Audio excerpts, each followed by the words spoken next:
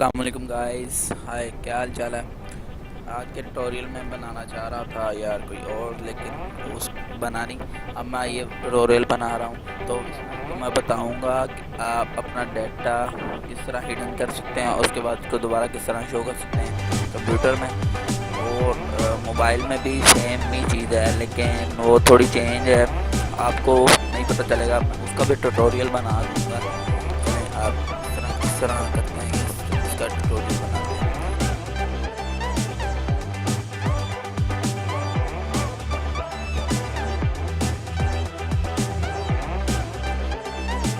सबसे पहले आप किसी भी जगह चले जाएं, आपको किस तरह का मतलब हिडन करना है। तो मैं चले जाता हूँ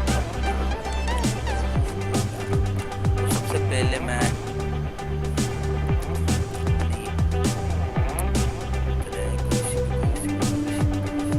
डाटा रिकवरी सॉफ्टवेयर पे चले गए। तो मैंने इसको हिडन करने के लिए इसकी प्रॉपर्टी में जाऊँगा। प्रॉपर्टी में जाने के बाद मैं जाऊँगा, ये देखिए हिडन का ऑप्शन है। इसके बाद अप्लाई करूँगा जब, तो तभी ये पूछेगा कि इस वाले फोल्डर को करना है। ये देखिए apply change to this folder on, इसी वाले फोल्डर को हिडन करना है। यहाँ पर इसके अंदर टोटल जो फाइल एंड फोल्डर, इस फोल्डर को भी हिडन कर देगा और इसके अंदर जो भी फाइल पड़ी है, इसके अंदर जो फोल्डर पड़े हैं उन टोटल को हिडन कर देगा। तो दोस्तों वैसे यही है कि आप नीचे वाले पे रहने दें और इधर से ओके करके अप्लाई करके तो ये इधर पहले था मैं फिर हूँ खत्म हो गया। अगर मैं इसी को शो करना चाहता हूँ तो मैं जाऊँगा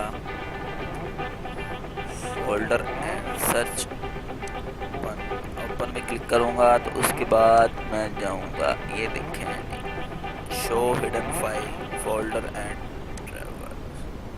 अब मैं इसको अप्लाई करूँगा, ओके करूँगा तो ये फिर आ जाएगा। मसला ये रहता है अक्सर कर तो लेते हैं दोस्त, लेकिन उसके बाद में फिर ये शो हो गया और उसके बाद फिर इसको हिडन कर देते हैं तो वो फिर हिडन हो जाता है।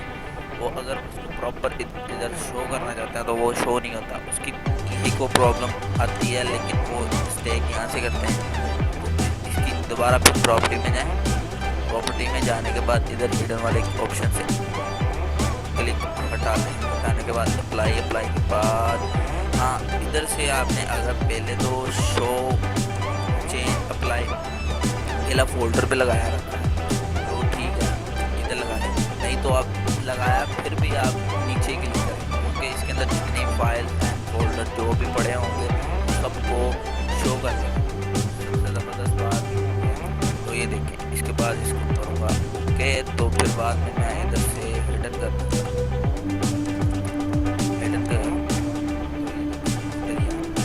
तो ये बड़ा ज़बरदस्त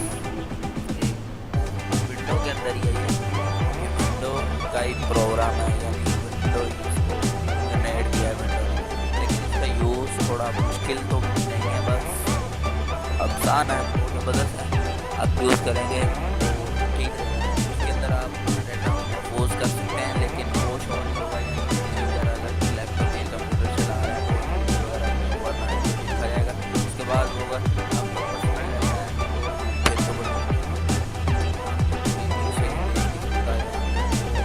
तो चुरा नहीं सकता है कोई भी ऐसा करेंगे। उसके अलावा ब्लॉग वगैरह ओके गाइस, अल्लाह हाफिज़, दुआ में